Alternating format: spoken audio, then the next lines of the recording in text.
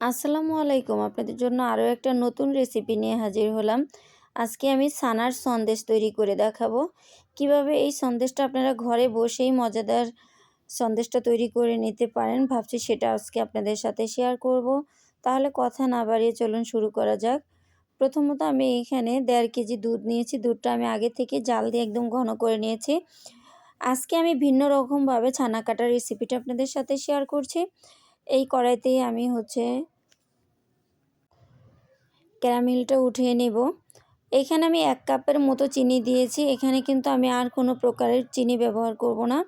এজন্যই প্রথমেই আমি ক্যারামেলকে একটু বেশি করে চিনি দিয়েছি, যাতে মিষ্টিটা একটু বেশি হয়।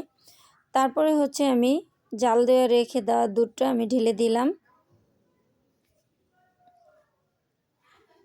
যেহেতু আমি ছানার মিষ্টি তৈরি করছি, আপনারা চাইলে কিন্তু ক্যারামেল ছাড়াও করে নিতে পারেন। কিন্তু আমার কাছে এভাবে একটু ভালো লাগে, তাই আমি এভাবে বানাচ্ছি। তারপরে আমি এখানে ছানাটা কেটে নিয়েছি। দুঃখের বিষয়, অনেক অনেক দুঃখিত। আমি যখন ভিনেগারটা দিয়েছি আমার ভিডিওটা অন করতে ভুলে গিয়েছিলাম। এখানে 1 টেবিল চামচ ভিনেগারের সাথে 1 টেবিল চামচ পানি দিয়ে আমি অল্প করে ঢেলে দিয়েছি। তারপরে এরকম ছানা কেটে গেছে। আমি অবশ্যই ছানা কাটার রেসিপিটা আপনাদের সাথে শেয়ার করব। তারপর আমি ছানাটা ভালো করে পানিটা ঝরিয়ে নিয়েছি। একটা সুতির কাপড়ের উপরে আমি ছানাটা ভালো করে ঝরনা দিয়ে নিয়েছিলাম। ছানার গায়ে একটুও পানি জড়িয়ে নেই। একদম পুরো এরকম স্মুথ হয়েছে দেখুন। তারপর আমি এটাকে ভালো করে মথে নিচ্ছি। ছানাটা অবশ্যই একটু ভালো করে মথে নিতে হবে। আমি ভালো করে মথে নিয়েছি। এখন আমি চলে যাব চুলায়। এখানে আমি 250 গ্রাম দুধ নিয়েছি। দুধ মানে বলতে এখানে আমি গুঁড়া দুধ দিয়েছি, তারপর লিকুইড দুধ দিয়ে একটু ঘন করে নিয়েছি। তারপরে এখানে একটা এলাচ নিয়েছি।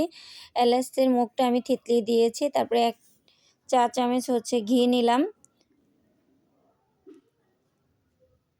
তারপর আমি ছানাটা ঢেলে দিয়ে অনবরত লাড়াচাড়া দিতে থাকবো, যতক্ষণ পর্যন্ত কড়াইয়ের থেকে ছানাটা আলাদা না হয়ে যাবে অতক্ষণ পর্যন্ত আমি জাল দিতে থাকবো। এখানে বেশি ড্রাই করা যাবে না, একটু নরম নরম থাকতেই নামিয়ে নিতে হবে। দেখুন প্যানের গায়ে থেকে কিন্তু একদম ছেড়ে দিচ্ছে।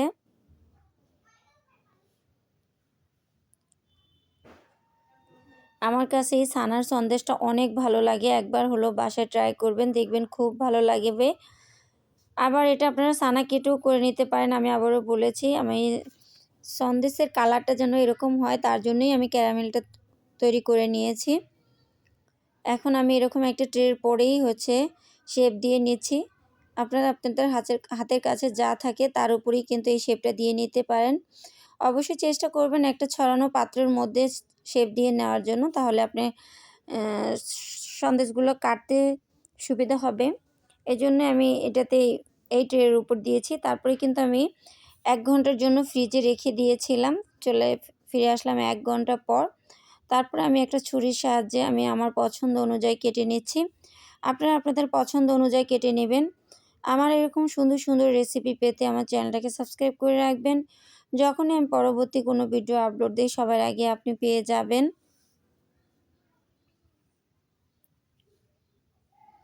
মাশাআল্লাহ, এটা দেখতে যত সুন্দর হয়েছে, খেতে কিন্তু দারুণ মজা হয়েছে।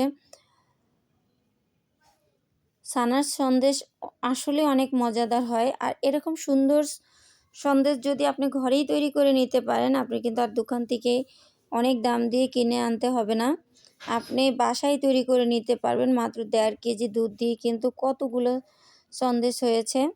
তারপরে আমি এখানে কিছু কালো কিশমিশ দিয়ে একটু ডেকোরেশন করে দিচ্ছি। এটা সম্পূর্ণই অপশনাল, চাইলে আপনারা স্কিপ করতে পারেন।